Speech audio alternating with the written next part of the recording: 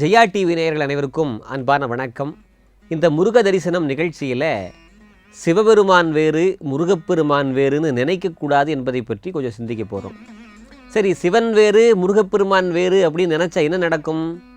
சூரசம்ஹாரம் நடக்கும். அப்படி யாருக்கு நடந்தது? சூரபத்மனுக்கு நடந்தது. அந்த சூரபத்மன் என்ன வர வாங்கியிருந்தான்னா, ஏவிலாத சிவபெருமானுடைய சக்தி அல்லாமல் வேறு எந்த சக்தியாலும் தன்னை அழிக்க முடியாது அப்படின்னு சிவபெருமான்கிட்டேயே வரம் வாங்கியிருந்தான். அப்படி இருந்த காலத்தில் எல்லா தேவர்களையும் படாத பாடுபடுத்தினான் இந்த சூரபத்மன். எல்லாரும் சிவபெருமான்கிட்ட போய் கேட்டார்கள், நீ ஒரு குழந்தையை தர வேண்டும், உனக்கிணையான ஒரு குழந்தையை தர வேண்டும் அப்படின்னு கேட்டார்கள். நின்னையே நிகர்க்க என்றார் அப்படின்னு கந்த புராணம். உனக்கிணையான ஒரு பிள்ளையை தரணும் அப்படின்னு சொன்னால் நீயே குழந்தையாவான்னு அர்த்தம். அப்படி கேட்ட உடனே சிவபெருமான் அருவும் உருவுமாகி அனாதியாய் பராவாய் ஒன்றாய் பிரம்மமாய் என்ற சோதி பிளம்பதோர் மேனியாகி கருணை ஒரு முகங்கள் ஆறும் கரங்கள் 12 கொண்டு ஒரு திரு முருகன் வந்தாங்கு உதித்தனன் உலகமுய்ய அப்படின்னு சொல்லி முருகப்பெருமான் வர்றார். அதாவது சிவபெருமானுக்கு 5 முகங்கள்.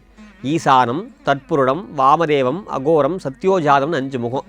ஒரு முகம் மேல் நோக்குகிற முகம், 4 திசைக்கு 4 முகம், அப்படி 5 முகம் இருக்குது. 6வது ஒரு முகம் இருக்குது, அது கீழ் நோக்குகிற முகம், அதற்கு அதோ முகம்னு பேர். இந்த அதோ முகம்ங்கிறதுக்கு ஏதாவது சான்று இருக்கா அப்படின்னு கேட்டால், ஒருத்தன் செல்வ செழிப்பில் சிறந்து விளங்குகிறான். அவன் தவறான வழிக்கு போய் செலவு செஞ்சு ரொம்ப கஷ்டப்படுற நிலைமைக்கு வந்துட்டான்னா அவனோட கதி என்ன கதி? அதோ கதின்னு சொல்லுவோம். அப்போது கீழ் நோக்குவது என்பது அதோ அப்படிங்கிறது இன்றைக்கும் கூட நம்ம பேச்சு வழக்கில் வச்சுருக்கோம். அந்த வகையில் சிவபெருமானுடைய 6வது முகமாக அதோ முகமும் சேர்ந்து 6 முகமான பொருளாக முருகப்பெருமான் அவதாரம் செய்தார். அதனால சிவபெருமான் வேறு முருகப்பெருமான் வேறு நினைக்கக்கூடாது. அப்படி நினைச்சதால தான் சூரபத்மனுக்கு அந்த சம்ஹாரம் ஏற்பட்டது. என்னன்னு கேட்டான் தெரியுங்களா? சின்ன குழந்தையாக முருகப்பெருமான் வந்து நிற்கிற போது, நீ பல்லு முளைக்காத பையன் என்ன நீ எதிர்க்கிறியான்னு கேட்டான். கோலமா மஞ்சை தண்ணில் குலவிய குமரன் தன்னை பாலன் அப்படின்னு நினச்சிட்டான். சின்ன குழந்தைன்னு நினச்சிட்டான். அப்படி நினைக்கக்கூடாது. எப்பயுமே கடுகு சிறுத்தாலும் காரம் குறையாது என்பார்கள். அதை போல் ஒன்று சிறுமை என்பதற்காக இகழக்கூடாது. அப்படி இகழ்ந்த காரணத்தால் சிவன் வேறு முருகப்பெருமான் வேறு என்று நினைத்த காரணத்தால் அவன் சூரபத்மனாகி அவன் சூரசம்ஹாரத்திற்கே ஆட்பட்டான். அப்படின்னு சொன்னால் சிவபெருமான் வேறு முருகப்பெருமான் வேறுன்னு நினைக்கக்கூடாது. இதுக்கு ஏதாவது சேர்த்து பார்க்கணும்னு சான்று இருக்கா? உண்டு. முருகன் கோயில்களில் எந்த கோஷத்தை சொல்கிறோம்? அரகர அரகர அரகர அரகர என்கின்ற நாமத்தை சொல்கிறோம். அரகரங்கிற நாம யாருடையது? அற அப்படின்னா அது சிவபெருமானுக்குரியது. சிவபெருமானுக்குரிய நாமத்தை முருகன் கோயிலில் அரகர அரகரன்னு மந்திரம் சொல்கிறோம். அது மட்டும் இல்லை, சிவன் கோயிலில் முருகப்பெருமான் இருப்பார், முருகப்பெருமான் கோயிலில் சிவபெருமான் இருப்பார். இவ்வளவு ஏங்க, கொங்கு நாட்டில் ஒரு மலை சிவன் மலைன்னு பேர். சிவன்மலைக்கு மேலே போய் பார்த்தீங்கன்னா அங்கே சிவபெருமான் சுவாமியாக இருக்க மாட்டார், முருகப்பெருமான் தான் இருப்பார். சிவன்மலை ஆண்டவர்னு சொல்லி சாமி இருப்பார். அப்போ சிவன்மலைக்குரிய மலையில் யார் இருக்கா? முருகப்பெருமான் இருக்கார். இவ்வளவு ஏங்க, பழனிமலை எடுத்துக்கங்க.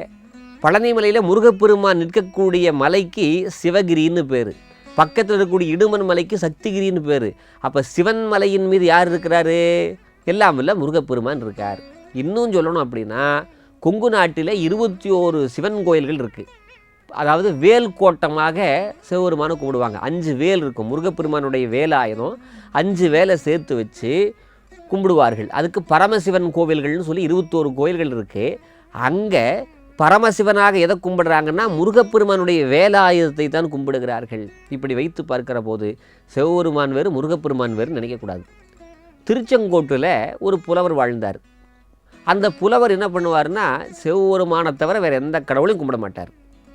அப்படி இருந்த காலத்தில் ஒருத்தர் வந்து கேட்குறாரு, நீ வந்து முருகனை பாடு அப்படின்னு கேட்ட உடனே அந்த புலவர் சொன்னார், கோழியை பாடும் வாயால் நான் குஞ்சை பாட மாட்டேன் அப்படிங்கிறார். கோழினா சிவபெருமான், குஞ்சுனா முருகப்பெருமான், அவர் நான் பாட மாட்டேன் அப்படின்னு சொன்ன உடனே தன்னுடைய மருமகனை பற்றி பாடாத உங்ககிட்ட நான் ஏண்டா இருக்கணும்னு சொல்லி மகாலட்சுமியாக இருக்கக்கூடிய திருமகள் நீங்கி விட்டாள். அதனால் அவர் ரொம்ப வறுமைக்கு வந்து விட்டார். வறுமைக்கு வந்ததுக்கப்புறம் என்ன ஆச்சு, என்ன பண்ணுறதுனே தெரியல, காசுக்கு என்ன பண்ணுறதுன்னு தெரியாமல் அந்த புலவர் இருக்கிற போது ஒரு சின்ன பையன் வந்து, நீங்கள் ஒரு பாட்டு பாடினா நான் காசு தர்றேன், என்ன பாட்டு பாடணும்? முட்டைன்னு வர்ற மாதிரி பாட்டு பாடு அப்படின்னு சொன்ன உடனே சரி பாடிடுவோம் அப்படின்னு சொல்லி முட்டைன்னு வர்ற மாதிரி ஒரு பாட்டை பாடிட்டார். பாடின உடனே அந்த பையன் கேட்டான், குஞ்சை விட முட்டை பெருசான்னு கேட்டான். இது குஞ்சை விட முட்டை பெருசா அப்படின்னு கேட்டான். என்ன சொல்கிறீங்க அப்படின்னு கேட்குற போது, இல்லை நீ குஞ்சையே பாட மாட்டேன்னு சொன்னியே, இப்போ முட்டையை பாடியிருக்கியே அப்படிங்கிறாங்க. கோழி பெருசு, கோழியை விட குஞ்சு அதை விட சின்னது, அதை விட முட்டை ரொம்பவுமே சின்னது. அப்போ நீ முட்டையை பாடியிருக்க அப்படின்னு சொன்னால், அப்போ உன்னுடைய வறுமையை சுட்டி காட்டுவதைப் போல முருகப்பெருமான் போல ஒரு சின்ன குழந்தை கேட்குது. முருகப்பெருமான் போல இல்லை, முருகப்பெருமானே இதுக்கு சின்ன குழந்தையாக அந்த கவிதையை வாங்க வேண்டும் என்பதற்காக கோழியை பாடும் வாயால் குஞ்சை பாடமாட்டேன் என்று ஒரு புலவர் இருந்தபோது அந்த புலவருக்கு வறுமையை கொடுத்து வளமான தமிழை பெற வேண்டும் என்பதற்காக முட்டை என்கின்ற சொல்லை கொடுத்து நீ முட்டையை பாடுன்னு சொல்லி அப்படி பாடி வாங்கிக்கிட்டார். அப்போ சிவபெருமான் வேறு முருகப்பெருமான் வேறு அல்ல அப்படிங்கிறதுக்காக முருகப்பெருமானே ஒரு சிறுவனாக திருச்செங்கோட்டில் ஒரு அற்புதத்தை நிகழ்த்தினார்கள். சரி, இதில் என்ன சிறப்பு, இது எங்கே இருக்குது, இதுக்கான சான்றுகள் எங்கே இருக்குதுன்னு கேட்டால், திருப்புகழில் அருணகிரிநாத பெருமான் பாடும்போது சொல்கிறாரு, முற்பட்ட முரட்டு புலவனை கவி பெரு பெருமாளே. அதாவது அந்த முரட்டு புலவன், அந்த புலவன் கிட்ட போய் கவிதையை வாங்குவதற்காக நீ இப்பேற்பட்ட திருவிளையாடலை செய்தாயே, கவிதையை பெறுவதற்காக ஒரு திருவிளையாடல் செய்தாயே முருகா அப்படின்னு சொல்லி அருணகிரிநாத பெருமான் பாடுறார். அப்படி சிவபெருமான் வேறு முருகப்பெருமான் வேறுன்னு எப்பவும் நினைக்கக்கூடாது. கட்டி தங்கம் சிவபெருமான், ஆபரணமாக வந்துருச்சுன்னு வச்சுங்க, ஜுவல்லாக வந்துருச்சுன்னா அதுதான் முருகப்பெருமான். அப்போ சிவபெருமானையும் முருகப்பெருமானையும் வேறென்று நினைக்காமல் இருவரையும் ஒருவராக நினைக்க வேண்டும். அருமுக சிவன்தான் யார்? முருகப்பெருமான். அப்போ இருவரும் ஒருவர் என்கின்ற எண்ணத்தில் வழிபாடு செய்ய வேண்டும். அதுதான் ரொம்பவும் முக்கியமான ஒன்று. முருக தரிசனத்திலே முருகனை சிவனாக பார்க்க வேண்டும், சிவனை முருகனாக பார்க்க வேண்டும். அப்படி பார்த்த தலம் திருச்செந்தூர். திருச்செந்தூரில் அருணகிரிநாத பெருமான் முருகனை சிவபெருமானாக பார்த்தார், சிவபெருமானை முருகனாக பார்த்தார். நன்றி.